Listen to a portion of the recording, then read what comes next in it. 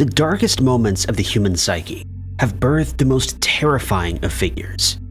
Though their sprees have long ceased, their malevolent presence still lingers today. Number 10. No one knew it at the time, but beginning in 1903, something incredibly sinister was underway in Germany. As far as anyone was concerned, the town was safe from homicidal entities and frenzied maniacs. Despite the ongoing social tensions at the time, people believed they were not in harm's way. In fact, they felt so safe that some generous individuals would allow destitute individuals to live in their homes. One such charitable person was Karl Denke, a much-liked member of his community. Denke was born in a little-known village in Lower Silesia in 1870. Not much is known about his life aside from the allegation that he was a terrible student and supposedly ran away from home at a young age. When he was 25 years old, his father passed away, and even though he lost contact with his family, he still inherited a substantial amount of money. He used the inheritance to buy a property with a house, a shed, and a garden in Münsterberg. But Denke had an incredibly dark secret that nobody would have guessed if it weren't for one particular event that would unravel his second sinister life. It was the 21st of December, 1924, when a homeless man appeared at the police station. He was drenched in his own vital fluid and began making an unexpected claim. He alleged that he'd just escaped from Denke's apartment with his life. Of course, the police were slow to respond to this accusation, given that he was a beggar and because the accused was an upstanding citizen. But following a medical determination that the man had indeed been attacked, specifically with an axe that left a severe head wound behind, the police decided to pay Denke a visit. He was questioned and admitted to having attacked the victim, claiming that he had tried to rob him. Though the police were receptive to the explanation, they took the suspect down to the holding cell, where he would remain as the matter was being resolved. Before any further investigation could take place, though, the suspect would meet his untimely demise right there in his cell.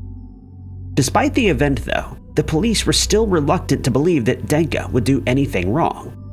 It wouldn't be until Christmas Eve, when they headed to his apartment to secure his belongings, that they would finally discover what kind of monster had been living among them. In the house, a makeshift meat processing station was found, but lab tests revealed that the meat didn't belong to animals. Hundreds of bones littered the apartment, 240 teeth, dehydrated skins, and a closet full of red-stained clothes. It turned out that since 1903, Denke had been preying upon the homeless who had left their lives to live in his home. As the authorities continued to search the apartment in disbelief, more and more disturbing things would become apparent. Some of the human remains had actually been made into items, such as belts or shoes. Through the documents and identification papers that Denke left behind, investigators were able to positively identify at least 20 of his victims, most of whom had been released from hospitals or prison before they came into his care. When taking into account all the evidence discovered in the apartment, authorities were forced to accept the obvious and realized that this upstanding citizen had been secretly responsible for more than 40 homicides. The harrowing crimes quickly made their way into the public eye, sending shockwaves through the community. Number 9. It was Dean Corll, who would become known as the Candyman, who left behind brutal scenes across Houston and Pasadena, which would be viewed as a mass homicide by the time he finally stopped. The Candyman moniker was given to this serial slayer for his affiliation with the Houston Heights Candy Factory. He was also known to give out free candy to the local children, a disturbing habit given the later revelations. His spree began in 1970 and lasted for 3 years. During that time, he racked up a minimum of 29 victims, the only ones who were able to be confirmed. It's believed, though, that this disturbed individual was responsible for many more, most of whom were at the very start of adulthood. His charming demeanor and his kindness towards children made him a trusted figure in the community, making his method of slaughter all the easier. Corll would lure his victims in by offering them a ride to one of his several addresses, with promises of a party. But those parties would be less balloons, flickering lights, and music, and instead be abduction, torture, and homicide by asphyxiation or other fatal wounds. Unlike most serial slayers, the Candyman didn't operate alone and was instead assisted by two young men, David Brooks and Elmer Henley. Many of the victims were allegedly friends with either one or both of the accomplices, making it even easier to prey on them. Once the victims were at the desired home, narcotics and alcohol would dominate the evening. Everyone seemingly ignoring the marine-grade plywood torture board hanging on the wall. Following several days of torture and eventual demise, the victims were placed inside a boat storage shed in the greater Houston area, partially hidden within the trees. They would only be found much later, in the last stages of decomposition. Coral was stealthy and well organized, even though he didn't really have to be. His persuasive techniques, alleged charm, and young accomplices were what really moved his spree along. Aiding in the mass slaughter even further was the fact that the police were completely unaware that anything sinister was going on. There was no suspicion of a kidnapper, nor a homicidal maniac being on the loose in Houston. Coral was never apprehended, convicted, nor did he serve any prison time for his psychopathic onslaught. But that's because he never got the chance to, and his wrongdoings were only exposed after his demise. In 1973, it seemed that Coral had gotten too comfortable with evading suspicion, and he lured 20-year-old Timothy Curley to his home. The usual events would follow: narcotics, drinking, and blacking out. But this time, something had gone awry. Another individual had come to the home, inviting his accomplice, Henley. Angered, Coral would wait for the accomplice to black out before binding him. Henley, though, woke up and devised a brilliant plan. As Coral pressed a weapon to his head, he began to convince him that he would help him torture the other captives, including the uninvited guest. As the night unfolded thereafter, Coral left his .22 firearm on the nightstand as the torture began. Seeing the opportunity, enraged by what was happening, Henley grabbed it and fired upon the Candyman, ending his life quickly and forcefully. The next morning, the police were called, and the last 3 years were recounted in vivid detail, uncovering one of the worst criminal sprees known to man. Subsequently, a hunt for the victims ensued, with 29 of them being found with evidence of serious torture. Some of them are still awaiting identification. Number 8.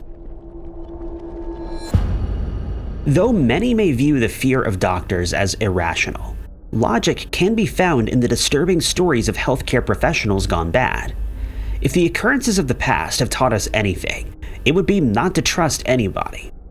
History is marred by unstable practitioners who caused intentional harm to their patients, namely Dr. William Palmer, known as the Prince of Poisoners, Dr. H.H. Holmes, who used gas to suffocate his victims, Dr. Joseph Swango, who continued his spree even after he was imprisoned for it, Dr. Joseph Mengele, the most evil, corrupt physician of all time, and finally Dr. Harold Shipman, one of Britain's most notorious serial slayers. The name Harold Shipman is one that evokes a spine shiver among the true crime community. He was born in 1946 in Nottingham, England, and to the outside world he appeared to be any other ordinary child. But to those closest to him, a personality of inflated ideas of superiority emerged. Shipman also exhibited an obsession with dominating others. His mother, Vera, was a powerful influence on his life, and her passing seemed to have sparked a turning point for this warped individual's psychology. Though he was still a young man, in his teenage years, when Vera passed, Shipman would learn a specific technique of extermination from watching the suffering. He had seen how morphine could alleviate suffering, and how it could terminate the sufferer. This would be his initiation into the use of controlled substances as a technique in homicide. When he became an adult, Shipman studied at a university where his performance was so high that he ultimately gained admission to Leeds University, where he could study medicine. In 1972, he graduated, a terrible mistake that wouldn't be realized until much later. Following this, he would establish a medical practice, with his bosses and coworkers allegedly ignoring signs of poor behavior that were supposedly prevalent at the very beginning. In 1974, Shipman was named a member of the Todmorden Group practice located in West Yorkshire. Here, his alleged painkiller addiction was exposed, and he was enrolled in a rehab program. Instead of his career being terminated, though, he was permitted to continue practicing.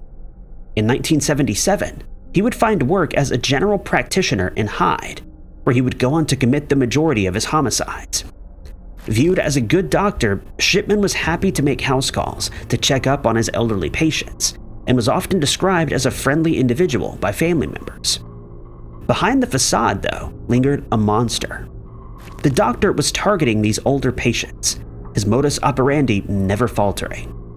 He would go to their homes for mild ailments, but would instead inject his patients with a fatal dose of diamorphine, a medication that's excreted quickly and wouldn't show up in postmortems unless it was intentionally tested for.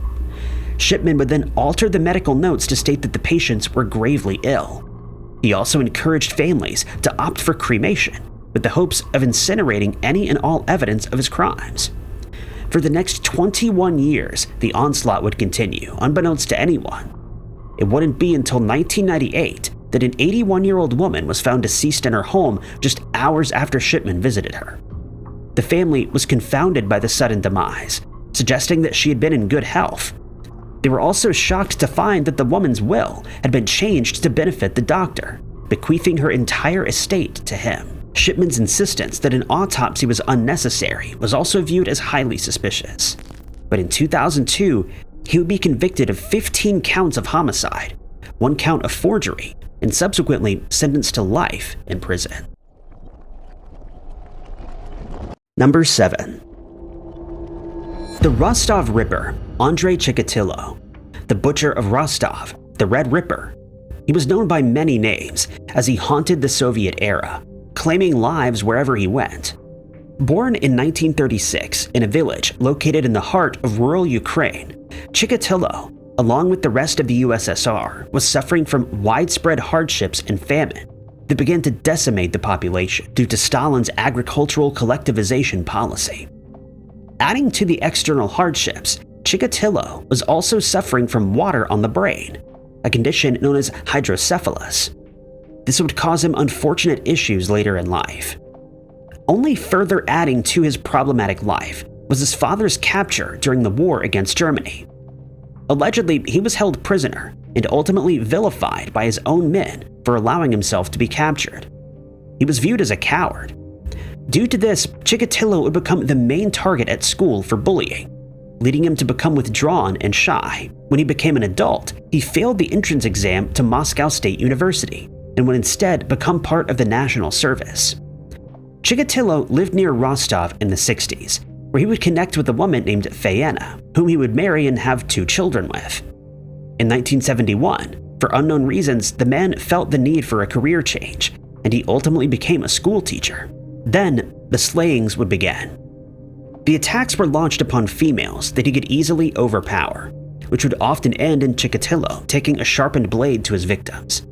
The man had been spotted by eyewitnesses with one of his first victims, who disappeared shortly after, but Fayena would offer an ironclad alibi for him, which enabled him to continue what would become a spree of slaughter. Bizarrely, another man named Alexander would be arrested and confess to the crimes under duress, the result of a brutal interrogation. With claims of abuse still lingering around Chikatilo, he began finding issues maintaining a teaching post, and eventually became a clerk at a factory in Rostov, where he had direct access to a range of victims for the next 9 years. Starting in 1981, the Red Ripper began targeting both males and females, most of whom were runaways. He would befriend them at train stations or bus stops and lure them into the connecting forests.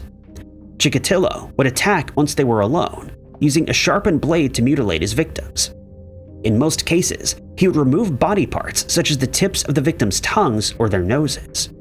His main focus, though, would be their eyes, believing that the imprint of his face remained in them even after their departure from this life.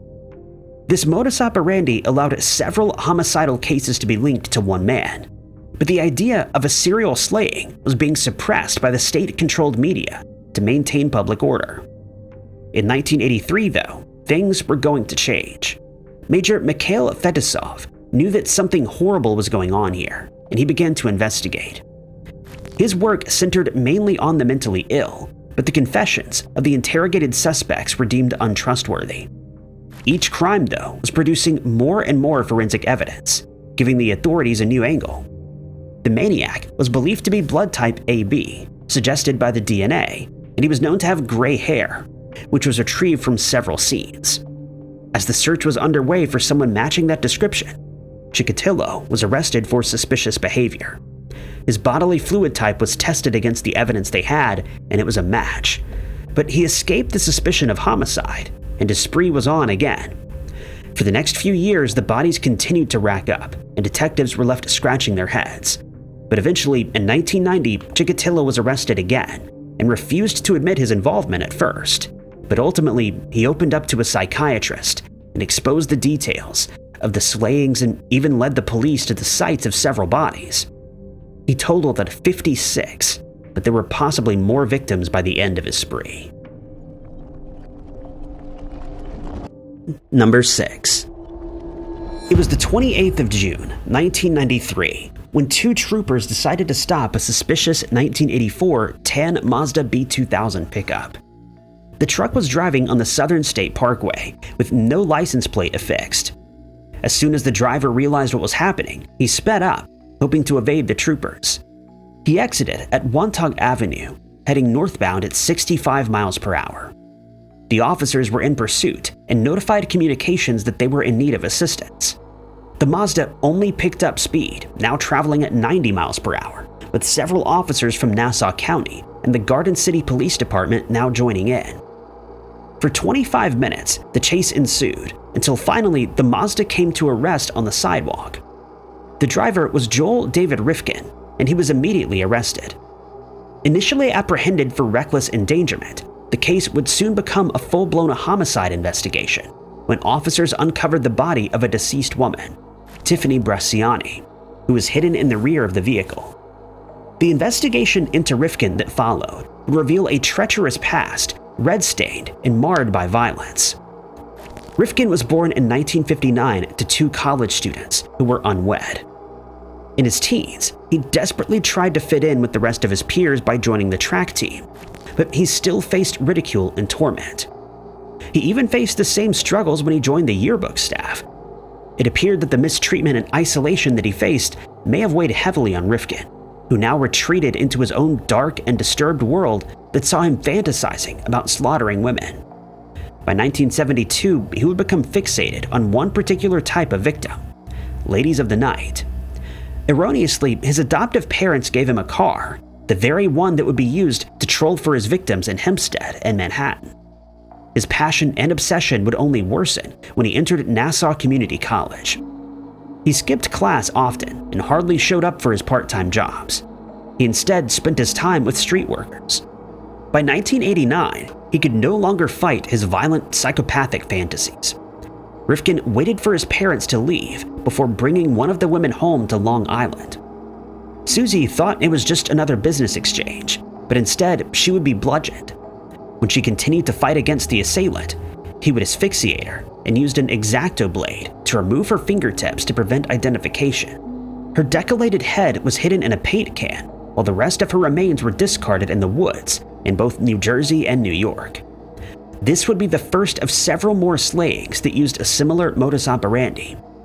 He would go on to stifle 17 women, and identifying them would prove difficult each time. From 1989 to 1993, he ripped his way through New York, claiming lives and acting on his insane fantasies. Rifkin's capture that year revealed a massacre, allowing police to finally put names to the Jane Does they'd found scattered across the state. Rifkin received his first life sentence in the case of Tiffany in 1994, and in 1995 he received 2 more life sentences, then 3 more by 96, and he racked up a total of 8 life sentences, which he continues to serve today at the age of 66. Number 5. Hollywood was a threatening place to be for a young, upcoming actress in the late 50s. Starting in 1957 and lasting for a year, Hollywood was beset by a series of some incredibly treacherous homicides, all committed by one man, the Glamour Girl Slayer. The method was very much the same for each of the victims. The assailant would send out ads, suggesting that he was a photographer and was looking to hire models. Other times, he would circulate the idea that he was looking for a date. The unsuspecting women would meet up with the false photographer, who would pose for glamour shots before assaulting them and disposing of their bodies in the desert. The man behind the camera was a New York City-born man, Harvey Glatman. As far as most could tell, there was nothing that sent Glatman over the edge to begin the onslaught, aside from pre-existing psychiatric issues. As he spent most of his formative years in Denver, Colorado, his parents began to notice something peculiar about the young boy. He was displaying some disturbing behavior, identified as sadomasochistic. Unnerved by the behavior they'd witnessed, Glatman's parents took him to a professional, who simply said he'd grow out of it, but that was far from the truth. By the time he was in middle school, he was already partaking in purse snatching, burglary, and most disturbingly, assaulting women. By the time he was in high school, Glatman would be beginning serving his time in prison, with several of his victims having identified him. During one of his stints, he would be diagnosed with psychopathic personality, schizophrenic type. It's unknown if he ever received treatment for this, but he was said to have been paroled in 1948, following one of his sentences. Then, in 1957, the glamour girl slayer would move to Los Angeles, and treachery would subsequently grip the city. His first victim would be 19-year-old Judy Ann Dull. She was in an expensive custody battle with her estranged husband, when a photographer came around offering $50 for a model to pose over the cover of a pulp novel. She couldn't resist. On the day he arrived at her apartment, Dull's roommates saw no danger lurking around Glatman. He seemed gentlemanly and trustworthy. But as they slid behind closed doors, a harrowing event would unfold. After stifling her, he would take her body to a nearby deserted place. His next 3 victims would meet the same fate, all of whom were photographed, bound and gagged, and discarded in the desert. Glatman's 4th victim, though, would ultimately be his undoing. Lorraine Vigil saw her one and only opportunity to grab the muzzle of the firearm that Glatman was using to force his victims to do what he wanted. She managed to secure the firearm and pointed it at the glamour girl slayer, keeping him there until police arrived. The authorities arrested him and subsequently uncovered a treasury of evidence, from photographs of his victims to souvenirs of the slayings. Number 4. From 1986 to 2003, train users in Mexico, Canada, and the United States were not safe. The railroad slayer was on the loose, and he was using the railways to launch his unyielding attacks. By stowing away on trains, he would wait for the perfect opportunity to pounce. It didn't matter who the victim was. Ethnicity, gender, and age played no role in his choices. He was simply hungry for whatever slaying he could accomplish. After patiently lying in wait, the train users would fall victim to a sudden blow to the head, and before they even knew what was happening, they were gone. A few victims would be robbed and further assaulted, but this was often only a secondary intent. The main focus of the attacks was just the act of overpowering and slaughtering unsuspecting people. The man behind the mask was Angel Resendiz, whose childhood was nothing short of traumatic. He was born in 1960 and remained physically small well into adulthood. His mother allegedly never married his father and was said to have physically mistreated him. Eventually, he would be sent to live with his uncle, where things would only get worse. His uncle, too, mistreated him, and he was also assaulted by a local offender, all of which resulted in him running away. At a young age, Resendiz was living on the street and found himself entangled in the world of narcotics. In adulthood, he worked for a temp agency, but found himself spending 11 years in prison for auto theft, burglary, and firearm possession. It became clear that the hardships took a toll on the man, and eventually he snapped. From Mexico, he began traveling across the United States and Canada, crossing the borders illegally. By using several aliases, he was able to evade the authorities for a great amount of time, allowing his victims to rack up. By using the railways, Resendiz would seek out his victims, each of whom would be smaller than him and easy to overpower. His preferred weapon would be whatever was lying around at the time: pickaxes, rocks, or any other easy-to-wield blunt object. He would also use a blanket to cover the victim or any other method to obscure their vision and take himself out of immediate view. After each of the brutal homicides, Resendiz would linger around his victims' homes, usually to eat. He would then take several sentimental items belonging to them and lay out their driver's license, allegedly to learn more about them. The items he took would often be gifted to his wife, daughter, or his mother, who lived in Rodeo, Mexico. Though he stole several valuable and important items, Resendiz always left the cash behind. As the bodies across America continued to appear, with the same modus operandi present, investigators began to tie them all together. Through forensics, they were able to determine that each of the homicides was connected and was committed by the same perpetrator. In June of 1999, Resendiz was placed on the FBI's most wanted list, with a reward of $50,000. That same month, law enforcement made contact with the railroad slayer's sister, promising that he would be given personal safety in prison, allowed regular visitations, and would be given psychological evaluations. That evaluation determined that Resendiz had paranoid schizophrenia and suffered from intense delusions. The sister was able to convince Resendiz to turn himself in, and on the 13th of July, he did just that. He was tried for homicide in the first degree, and the evidence was abundant, and was found guilty of 15 homicides. Number 3. Jack Unterweger has a rather checkered past, marred by childhood abandonment and alcoholism. In his early teenage years, he turned to a life of crime, and at the young age of just 16, he saw himself arrested and jailed for assault. After prison, though, Unterweger showed signs of reform, having become a writer while he served time until 1990. He would go on to be revered by many of the notable Austrian intellectuals. By 1991, Unterweger would be hailed as a journalist, arriving in Los Angeles with assignments from Austrian media. This reformed criminal was going to be uncovering the city's darkness and insinuated himself in the Hollywood crowd, visiting the police department headquarters and even tagging along with the patrol officer.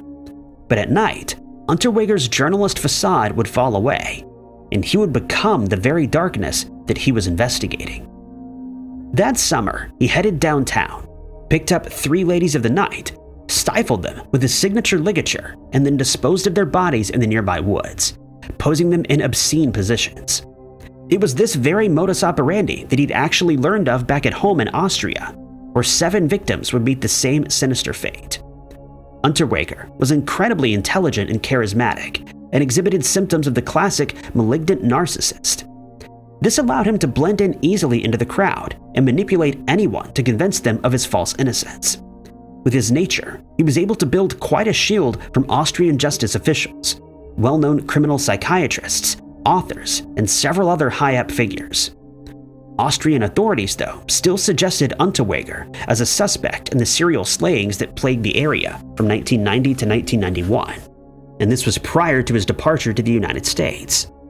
They found nothing to suggest that he was in any way connected, but with the lack of alternatives, he was the only option left. But once he had left for the US, they stopped keeping ties with him, with criminologists suggesting that serial slayers often operate close to home and don't leave such a trail across 2 continents. But this was exactly what Unterweger was doing, becoming the first global serial killer known to the world. Being as articulate and mesmerizing as he was, he continued the onslaught, believing he was a free man. In reality, he was a mix of Ted Bundy and Hannibal Lecter, which many believe should have made him the prime suspect. But given that this was taking place at the same time as other notable events that were happening, it's clear that the street worker slayings were just being overshadowed. In 1992, Unterweger's luck had finally run out. Allegedly tipped off by journalists about police closing in on him, he fled to Miami.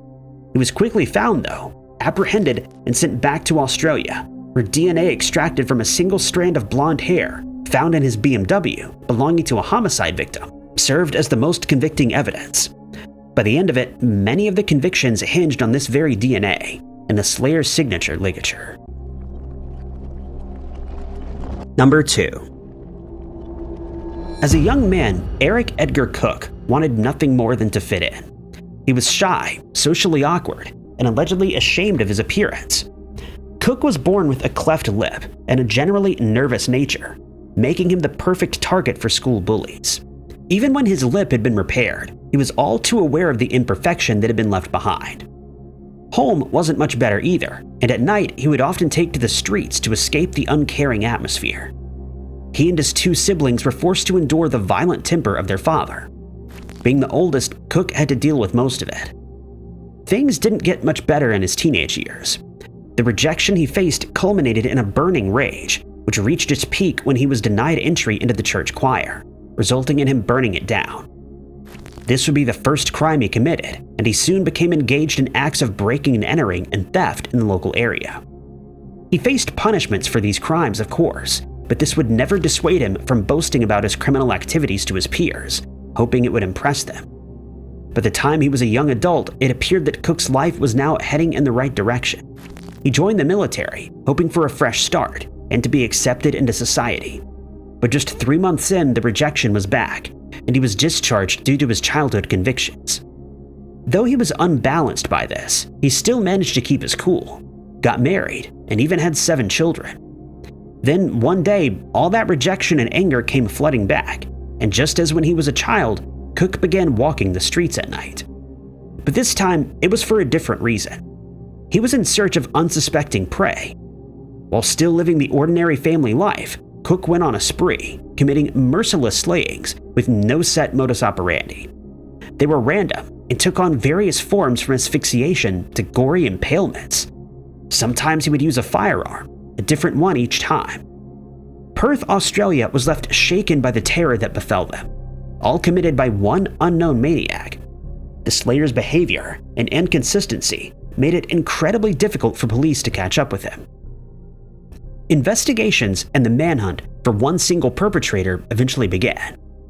Police interviewed more than 30 males older than 12, and they were fingerprinted, along with test firings of 60,022 rifles, which were one of the firearms used in several of the slayings. Then, it finally happened. In August of 1963, a rifle was found hidden in a bush. Ballistics confirmed that it had been used on one of the victims. So the police placed a duplicate weapon in the bush, attached to a fishing line, and they waited. Weeks later, Cook came walking by and grabbed the concealed firearm. He was snared, and the flames of fear that waged across Perth for 4 years were finally doused. The so-called night caller was caught. Though he initially denied it, Cook ultimately confessed to everything. Number 1. While still young, Aileen Wuornos and her brother Keith were abandoned by their parents and later adopted by a Troy, Michigan family, who later ended up being their biological grandparents. Their upbringing from then on appeared to be fairly normal, and they were raised alongside 2 other adoptees. The only other unfortunate incident would be a fire scarring Wuornos' face, after which an explosive temper would become apparent. From then on, the young girl found it difficult to make friends, only further adding to her distress. When Wuornos found out who her adoptive parents truly were, tension beset the household, and she would later claim that her grandfather was actually a rather controlling and physically violent, disturbed man. In school, she would earn the nickname Cigarette Pig after offering favors to her peers in exchange for cigarettes. Wuornos ran away from home often and eventually found herself in juvenile detention. Still at a young age, she would drop out of school and bounce between the Wuornos home, the juvenile detention center, abandoned cars, and even the woods. Things eventually began looking up for Wuornos, who, at the age of 20, settled down with a wealthy man named Louis Gratz Fell. But due to her violent and ungovernable temper, they divorced, and she began a life of crime, from disorderly conduct to armed robbery, and from theft to driving under the influence. Her criminal tendencies were becoming very apparent, and then they escalated. In 1989, it began. Wuornos started a slaying spree that would last a harrowing 12 months, totaling 7 victims by the end of it. Each of her victims was a man, aged between 40 and 65, who met an untimely demise at the hands of Wuornos, armed with a firearm. For 12 months, she fatally wounded these men near the highways in North and Central Florida.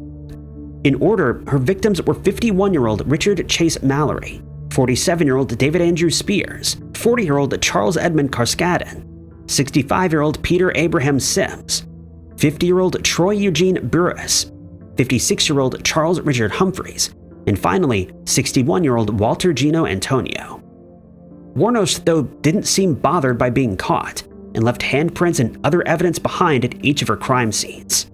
Still, she managed to evade capture and conviction until 1991. when a witness had seen Wuornos leaving the vehicle of the missing missionary, says. During her trials, something bizarre would become evident. Wuornos would sometimes confess to slaying one of her victims, and at other times completely deny it. Nonetheless, she was found guilty and sentenced to execution by lethal injection. Thank you guys so much for watching. If you liked this video, be sure to hit that like button. Also, don't forget to subscribe and click that notification bell to keep up to date with all of our future uploads. But my name is Ty Knotts, and I'll catch you guys in the next video.